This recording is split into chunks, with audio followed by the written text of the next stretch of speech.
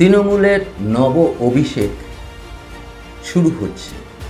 এটা সকলেই আমরা জানি যে কিছু পরম্পরা তৈরি হয়, পারিবারিক ক্ষেত্র থেকেই রাজনীতির একটা বড় সম্ভাবনা দেখা দেয় এবং ভারতবর্ষের যে আঞ্চলিক দলগুলো হয়েছে বা আছে তাদের অধিকাংশ ক্ষেত্রেই আমরা যেটা লক্ষ্য করেছি যে পারিবারিকভাবেই সেগুলো এসছে। শুধু তাই না, আমরা সেই মোগল আমল থেকেই লক্ষ্য করেছি যে পারিবারিকভাবেই একের পর এক তারা রাজনীতির ময়দানে এসছে। এবারেও তৃণমূলের ক্ষেত্রে যেটা আমরা লক্ষ্য করছি যে মমতা বন্দ্যোপাধ্যায়ের পরে কে, সেটা সময়ের অপেক্ষা মাত্র। আমরা সকলেই জানি যে কে মমতা বন্দ্যোপাধ্যায়ের পরে রাজ্যে দায়িত্বে আসতে পারে। তিনি হচ্ছেন অভিষেক বন্দ্যোপাধ্যায়। এখন এখানেই অভিষেক বন্দ্যোপাধ্যায় যে 2026 যে বিধানসভা নির্বাচন হতে চলেছে, এই 2026 বিধানসভা নির্বাচনে অভিষেক বন্দ্যোপাধ্যায়ের একটা বড় ভূমিকা কিন্তু এখানে লক্ষ্য করা যাচ্ছে। যে বিষয়টা অনেকে মনে করছেন যে এই অভিষেক বন্দ্যোপাধ্যায় এইবার এই 2026 যে বিধানসভা হবে এবং তার ফলাফল যদি তৃণমূল কংগ্রেস জেতে, তাহলে সেখানে অভিষেক বন্দ্যোপাধ্যায়কে কি রাজ্য মন্ত্রিসভায় কোনো জায়গায় তাকে দেখা যাবে? অভিষেক বন্দ্যোপাধ্যায় কি নতুন করে অর্থাৎ সাংসদ থেকে তিনি বিধানসভার বিধায়ক হিসাবে তাকে কি রাজ্যবাসী দেখবেন? এইটা নিয়েই কিন্তু চর্চা চলছে। এখন মূলত যেটা দেখা যায় যে এই আঞ্চলিক দলগুলো একটা মুখ নির্ভর রাজনীতি করা হয়, অর্থাৎ এখানে মমতা বন্দ্যোপাধ্যায়ের মুখ নিয়েই এখানে রাজনীতি হয়েছে এবং মমতা বন্দ্যোপাধ্যায় যতদিন তিনি সুস্থ সবল থাকবেন তিনি ততদিনই এই রাজনীতিতে থাকবেন, এটা কিন্তু দস্তুর। অর্থাৎ তিনি তার পরবর্তী প্রজন্ম হিসাবে অভিষেক বন্দ্যোপাধ্যায়কে রাজ্যপাট তুলে দেওয়ার ব্যাপারে একমত এবং সেই ব্যাপারেই তিনি এগোচ্ছেন এবং যতগুলো পরপর পদক্ষেপ লক্ষ্য করা যাচ্ছে যে অভিষেক বন্দ্যোপাধ্যায় এর পরে মুখ্যমন্ত্রী হিসাবে দায়িত্ব নেবেন, এ ব্যাপারে সন্দেহের কোনো অবকাশ নেই। অতএব কীভাবে অভিষেক বন্দ্যোপাধ্যায় তিনি দায়িত্বটা নিতে চলেছেন এই বিষয়টা নিয়েই আলোচনা। নমস্কার, নিউজ এশিয়া চ্যানেলে আপনাদের স্বাগত। অভিষেক বন্দ্যোপাধ্যায় তিনি জানেন যে মুখ্যমন্ত্রী মমতা বন্দ্যোপাধ্যায়ের মুখ এর ওপরে নির্ভর করে পরপর ভোটগুলো হয়। আবার মমতা বন্দ্যোপাধ্যায় জানেন যে সাংগঠনিক স্তরে 2024 লোকসভা নির্বাচনে অভিষেক বন্দ্যোপাধ্যায় যে ভূমিকাটা পালন করেছেন সেটা যথেষ্ট একটা গুরুত্বপূর্ণ ভূমিকা পালন করেছেন এবং তার জন্যই দলের এত বড় একটা সাফল্য এসেছে, এ ব্যাপারে মুখ্যমন্ত্রী মমতা বন্দ্যোপাধ্যায় কিন্তু অবগত আছেন। অর্থাৎ অভিষেক বন্দ্যোপাধ্যায় যেমন অবগত আছেন যে তৃণমূলের মুখ হিসাবে মমতা বন্দ্যোপাধ্যায়ের জন্যে ভোটটা ভালো হয়, আবার অন্যদিকে মুখ্যমন্ত্রী মমতা বন্দ্যোপাধ্যায় তিনি জানেন যে অভিষেক বন্দ্যোপাধ্যায়ের সাংগঠনিক দিক থেকে তার একটা যথেষ্ট গুরুত্ব আছে এবং যার কারণে এই যে সংগঠনটা সুন্দর করা এবং পাশাপাশি ভোটে কিভাবে জেতা যায় এই সমস্ত কৌশল তৈরি করার ক্ষেত্রে অভিষেকের একটা বড় ভূমিকা আছে। অভিষেক প্রধানত আইপ্যাকের সাহায্য নিয়েই সেই কাজটা করে থাকেন। অর্থাৎ এই যে বিষয়টা আপনি দলের মধ্যে থাকলে একটা মান অভিমান যেমন পাশাপাশি আছে, পাশাপাশি এটাও আছে যে দলের ভালো মন্দ এই বিষয়গুলো কিন্তু একে অপরের পরিপূরক হিসাবে কাজ করে এবং এরা দুজনেই সেটা জানেন। যেটা আমরা লক্ষ্য করেছি 1997 সালে মমতা বন্দ্যোপাধ্যায় যখন কংগ্রেস ছেড়ে দিলেন, তারপর 1998 সালে তিনি তৈরি করলেন তৃণমূল কংগ্রেস। সেই তৃণমূল কংগ্রেস কিন্তু মমতা নির্ভরই তৃণমূল কংগ্রেস ছিল। তারপর থেকে একটি মুখকে সামনে রেখেই কিন্তু তৃণমূল কংগ্রেস সংগঠনটা তৈরি করেছে এবং ভোটে একের পর এক হারের পরে 2011 সালে গিয়ে তারা জিতে রাজ্যপাট দখল করে। অভিষেক বন্দ্যোপাধ্যায় তখন অনেক ছোট, সেই ছোটোবেলায় তিনি দেখেছেন দিদিকে কিভাবে মারা হয়েছে এবং বাম আমলে কিভাবে দিদির ওপর আক্রমণ হয়েছে, এই সমস্ত কিছু তিনি দেখেছেন। সেই ছোটোবেলার অনুভূতিকে সামনে রেখে অভিষেক বন্দ্যোপাধ্যায় আস্তে আস্তে আস্তে আস্তে রাজনীতির ময়দানে তিনি অবতীর্ণ হয়েছেন।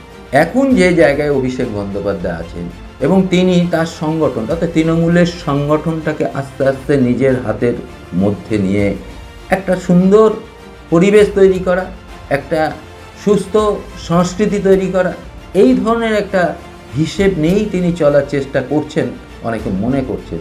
কিন্তু আবার একটা মত মনে করছেন যে মমতা বন্দ্যোপাধ্যায়ের যে ক্যারিশমা ছিল সেটা কি অভিষেক বন্দ্যোপাধ্যায় সেই ক্যারিশমাকে উত্তীর্ণ করতে পারবেন, বা অভিষেক বন্দ্যোপাধ্যায়ের যে ক্যারিশমা আছে সেই ক্যারিশমা দিয়ে ভোটটাকে টানতে পারবেন, প্রশ্নটা আসছে। কিন্তু অনেকে মনে করছেন যেহেতু আস্তে আস্তে পোক্ত হচ্ছে তার রাজনৈতিক জীবন, ফলে এই জায়গা থেকে অভিষেক বন্দ্যোপাধ্যায় অনেকটাই মমতা বন্দ্যোপাধ্যায়ের সহযোগিতায় তিনি রাজনীতিতে পরিপক্ক হয়ে উঠছেন, এবং যার ফলে অভিষেক বন্দ্যোপাধ্যায় আগামীতে একজন ভালো রাজনীতিক হিসাবে এই রাজ্যে তার আবির্ভাব ঘটতে পারে। তিনি বর্তমানে সাংসদ হিসাবে আছেন, কিন্তু তার মূল লক্ষ্য এই রাজ্যের একটা শাসনভার গ্রহণ করা। অনেকে ইতিমধ্যেই দাবি তুলেছেন যে অভিষেক বন্দ্যোপাধ্যায়কে স্বরাষ্ট্র দপ্তরটা তার হাতে তুলে দেওয়া হোক।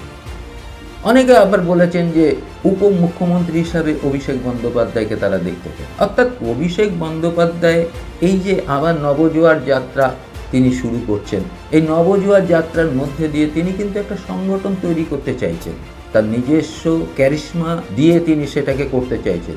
মানুষের সঙ্গে মিশে তিনি চেষ্টা করছেন যে তার গ্রহণযোগ্যতা সাধারণ মানুষের মধ্যে যেন বৃদ্ধি পায়। তিনি সাধারণ মানুষের মধ্যে ঢুকে তাদের সঙ্গে সম্পর্ক তৈরি করে একটা নতুন রাজনৈতিক প্রেক্ষাপটে তিনি সামিল হতে চাইছেন। এই যে তার লক্ষ্য, এই যে তার রাজনীতির মধ্যে, রাজনীতির অঙ্গনে তার ঘোরাফেরা, এই ব্যাপারটা নিয়ে একটা বড় বিষয় আমরা লক্ষ্য করছি। এবং তার পাশাপাশি যে জিনিসটা আমরা লক্ষ্য করছি যে মমতা বন্দ্যোপাধ্যায় চাইছেন যে অভিষেক বন্দ্যোপাধ্যায় আস্তে আস্তে দায়িত্ব গ্রহণ করুন, এবং বিভিন্ন দায়িত্ব সে কিভাবে সামলাচ্ছে সেটার উপরে মমতা বন্দ্যোপাধ্যায় লক্ষ্য রাখছেন, তাকে পরামর্শও দিচ্ছেন। দুজনের পরিপূরক হিসাবে কাজ করার একটা যে মানসিকতা সেটা কিন্তু ইতিমধ্যে তৈরি হয়েছে। অতএব যে বিষয়টা আমরা বিশেষভাবে লক্ষ্য করছি যে অভিষেক বন্দ্যোপাধ্যায় আগামী দিনে মুখ্যমন্ত্রীর মুখ হিসাবে নিজেকে গড়ে তোলার জন্যে যা যা করণীয় সেগুলো কিন্তু করার চেষ্টা করছেন। অতএব সেই জায়গা থেকে অভিষেক বন্দ্যোপাধ্যায়ের বিকল্প বিরোধী দলের কেউ আছে কি নেই এটা নিয়ে কিন্তু তর্ক রয়েছে, প্রশ্ন রয়েছে। এবং বিরোধী দল যদি শক্তপোক্ত হতো তাহলে তৃণমূল কংগ্রেসে ইতিমধ্যে ভেঙে চৌচির হয়ে যেতে পারত। কিন্তু যেহেতু বিরোধী দলের শক্তি এবং সংগঠন সেই অর্থে এই রাজ্যে নেই, ফলে এই জায়গাটাকে তৃণমূল কংগ্রেস যথেষ্ট সুন্দরভাবে ব্যবহার করে পুনরায় দলটাকে নতুন রূপে একটা অবস্থান করানোর চেষ্টা করছে। এবং সেই জায়গা থেকে এই নতুন যে তৃণমূল আসছে, এই নতুন তৃণমূলের নতুন কিছু মুখ যেমন আসছে, পাশাপাশি বেশ কিছু এমন মানুষকে আনা হচ্ছে যাদের গ্রহণযোগ্যতা সাধারণ মানুষের কাছে যথেষ্ট রয়েছে। অর্থাৎ তৃণমূলকে একটু ঝাড়াই বাছাই করে একটা নতুন তৃণমূল গড়ার যে চেষ্টা চলছে, সেই চেষ্টাটাই করে যাচ্ছেন অভিষেক এবং মমতা বন্দ্যোপাধ্যায়। মমতা বন্দ্যোপাধ্যায় এবং অভিষেক বন্দ্যোপাধ্যায় দুজনই জানেন যে জেলার যে সমস্ত নেতা তাদের অধিকাংশই নানা রকম দুর্নীতির সঙ্গে জড়িয়ে আছে। ফলে এই যে দুর্নীতির সঙ্গে জড়িত যে সমস্ত নেতৃত্ব রয়েছে বা নেতারা রয়েছে যাদের নামে অভিযোগ রয়েছে, তাদেরকে আস্তে আস্তে দূরে সরিয়ে রেখে একটা নতুন প্ল্যাটফর্ম, একটা নতুন তৃণমূল কংগ্রেস গঠনের যে চেষ্টা চলছে, এইটাই হচ্ছে তার প্রথম পদক্ষেপ। এবং এই 2026 বিধানসভা নির্বাচনে কিভাবে এই সংগঠন সেই নির্বাচনে কাজ করবে তার রূপরেখা কিন্তু ইতিমধ্যে তৈরি হয়ে গেছে। এবং সবচেয়ে বড় বিষয় যেটা, যে 2026 বিধানসভা নির্বাচনে নিরঙ্কুশ সংখ্যাগরিষ্ঠতা নিয়ে তৃণমূল কংগ্রেস কিভাবে আবার পুনরায় ফিরে আসবে তার যে পরিকল্পনা, সেই পরিকল্পনা আইপ্যাককে সঙ্গে নিয়ে ইতিমধ্যে অভিষেক বন্দ্যোপাধ্যায় কিন্তু চূড়ান্ত করে ফেলেছে। এবং সেখানে কি কি কৌশল নেওয়া হবে এবং কিভাবে সেই নির্বাচনে তার দলের কর্মীরা কাজ করবে, দলের নেতারা কাজ করবে, তার সমস্ত রূপরেখা কিন্তু ইতিমধ্যে পাকা হয়ে গিয়েছে, এমন সংবাদ কিন্তু আমাদের কাছে আছে। এবং যার ফলে এই অভিষেক বন্দ্যোপাধ্যায় যে নবজোয়ার যাত্রা তিনি করছেন, এবং সেটা দিয়েই সেই বার্তাটাকে বিভিন্ন জেলায় বিভিন্ন নেতা এবং দলের কর্মীরা আছে তাদের কাছে সেই বার্তাটা ইতিমধ্যে পৌঁছে দেওয়ার জন্য তিনি এই যাত্রাটা নতুন করে শুরু করছেন। ফলে তৃণমূলের বিরুদ্ধে 2026-এ লড়াই করার মতো বিজেপি কতটা শক্তিশালী হয়ে উঠেছে বা উঠবে সেটা নিয়ে যথেষ্ট সংশয় কিন্তু আছে। কারণ তৃণমূলের বিরুদ্ধে সিপিএম বা বামপন্থীরা কতটা লড়াই করবে সেটা ইতিমধ্যে আমরা জেনে গিয়েছি। কংগ্রেস প্রায় শুয়ে পড়ার মতো, বিজেপি প্রায় 1 কোটি সদস্য নতুন সংগ্রহ করার কাজে নেমেছে।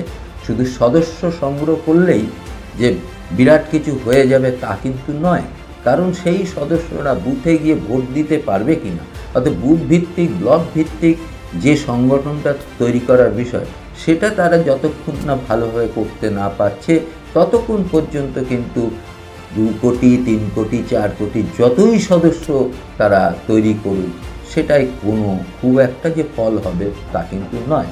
ফলে এখান থেকে তৃণমূল কংগ্রেস একটা বাড়তি সুবিধা পাচ্ছে এবং বাড়তি সুবিধাকে কীভাবে নেওয়া যায় এবং সেই সুবিধাটাকে সাধারণ মানুষকে সঙ্গে নিয়ে কিভাবে সংগঠনটাকে আরও বিস্তার করা যায়, আরও মজবুত করা যায়, এই কাজের জন্যেই নতুন করে অভিষেক বন্দ্যোপাধ্যায় নবজোয়ার যাত্রা শুরু করেছে।